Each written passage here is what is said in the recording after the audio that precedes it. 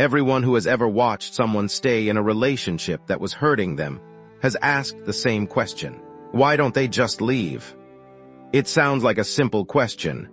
It is one of the most psychologically uninformed questions a person can ask, because leaving is not a decision. It is a neurological event.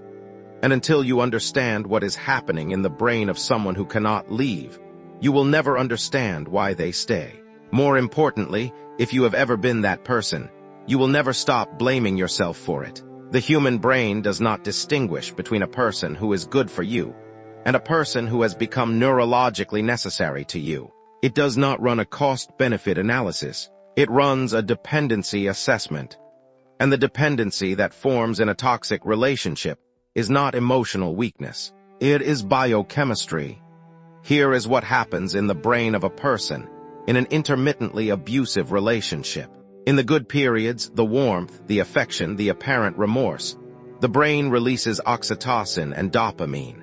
Oxytocin is the bonding hormone. It is released during physical intimacy, during moments of apparent emotional connection, during the feeling of being chosen. Dopamine is the reward signal. It marks experiences as worth repeating. Together, during the good periods, they produce a state of attachment so powerful that the brain encodes the relationship as a primary source of safety and reward. Then the abuse happens. The brain releases cortisol, the stress hormone, and adrenaline. The nervous system enters a state of hyperarousal, scanning the environment for threat, reading the partner's moods with hyperacute attention, suppressing all non-essential functions to manage the immediate danger. This is the same neurological state produced by any life-threatening experience. And then the good period returns. The cortisol drops, the oxytocin floods back, the dopamine fires, and the brain, the same brain that just experienced something terrifying, registers relief so profound that it is neurochemically indistinguishable from joy. The cycle of abuse does not weaken the bond. It strengthens it. Because the relief after danger is one of the most powerful reward signals the human nervous system can produce. The partner is not just the source of the pain. The partner is the source of the relief from the pain. And that dual role, threat and rescue simultaneously, is the neurological architecture of trauma bonding. It is not love in the conventional sense. It is a hijacking of the love circuitry by a pattern of alternating harm and relief. And once that pattern is established, leaving does not feel like freedom. It feels like amputation. Anna Mee Bullock was born in 1939 in Nutbush, Tennessee. She grew up in poverty, with parents who separated when she was young, and a childhood defined by absence of stability, of consistent care, of the experience of being reliably chosen by the people who were supposed to choose her. She was 17 years old when she met Ike Turner. He was charismatic, musically brilliant, and the most powerful person in any room he entered. He noticed her. In the specific context of a childhood shaped by not being noticed, that attention felt like arrival. What followed across the next 16 years is documented in extraordinary psychological detail, in Tina Turner's own words. The abuse began early and escalated gradually. Ike Turner was controlling, violent, and intermittently devastating, capable of cruelty that left physical marks, and equally capable, in the periods that followed, of the warmth and attention that had drawn her to him in the first place. Tina Turner has described the cycle with clinical precision. She did not have the language for at the time, but developed across decades of reflection. The violence was terrible. The aftermath was almost worse, because the aftermath was the man she had fallen in love with briefly returned, and the brief return was enough to reset the entire cycle. She has spoken about the specific experience of wanting to leave and being unable to, not because she lacked intelligence, not because she lacked awareness. She knew what was happening to her, but knowing and leaving are not the same neurological event. She had children, she had financial dependency, she had a career that was inseparable from his name, and she had a nervous system that had been trained, across 16 years, to experience his presence as the resolution of a threat that his presence had created. In July 1976, in the back of a limousine on the way to a performance in Dallas, Ike Turner hit her for the last time. She fought back. She arrived at the venue bloodied. She left that night with 36 cents and a Mobil credit card. She has said that in that moment, something shifted that she cannot fully explain. Not a decision, exactly. A recognition that if she stayed one more time, she would not survive it. Not physically, necessarily, but as herself. The person she had been before she became Anna Mee Bullock, who belonged to Ike Turner, would not survive another cycle. The psychology of why Tina Turner stayed is inseparable from the psychology of why she was vulnerable to begin with. Attachment theory, the research on how early relational experience shapes adult relationship patterns, identifies what psychologists call the anxious attachment style. Children who experience inconsistent caregiving, parents who are sometimes warm and sometimes absent or unpredictable, develop a specific relational template. They learn that love is something you earn, not something you receive. That connection is precarious and must be maintained through vigilance and effort.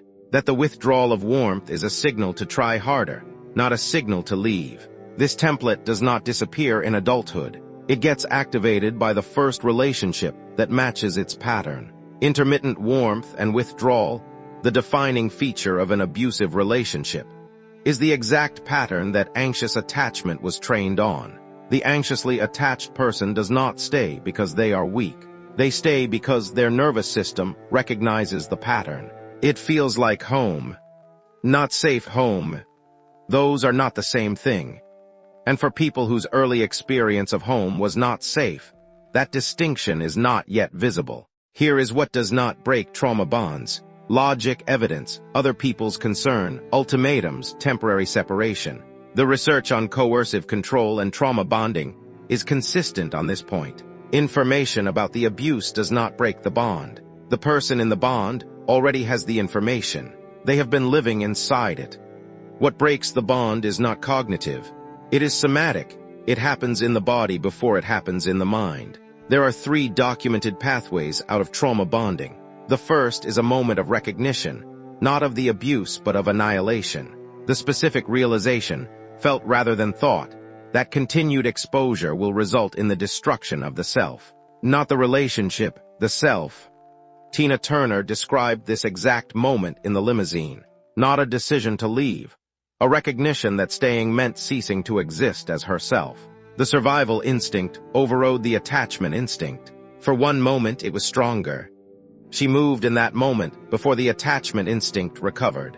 The second pathway is the development of an alternative source of the neurochemical experience the relationship was providing. A community, a practice, a creative work. Another relationship, not romantic necessarily, but one that provides the oxytocin and dopamine that the abusive relationship had monopolized. The bond weakens when it is no longer the only source of what the nervous system needs. The third pathway is the one therapists and researchers identify as the most reliable. The gradual development of a witness self. The experience of being seen accurately and consistently by at least one person outside the relationship. When someone who is not part of the bond reflects your reality back to you accurately. When they say, "I see what is happening to you, I see who you are, and what is happening to you is not what you deserve," the false reality the bond maintains begins to crack. Not immediately, gradually. But the crack, once started, does not close. Here is the reframe that this entire video has been building toward. Staying in a toxic relationship is not a character flaw. It is a neurological response to a biochemical pattern that the relationship deliberately or accidentally produced. The person who stayed is not stupid. They are not weak. They are not choosing suffering over freedom. They are caught in a system their nervous system cannot override through willpower alone. Because willpower is a prefrontal cortex function, and trauma bonding operates at a level below the prefrontal cortex. You cannot think your way out of a trauma bond any more than you can think your way out of hunger. The mechanism is subcortical. The solution must be subcortical too.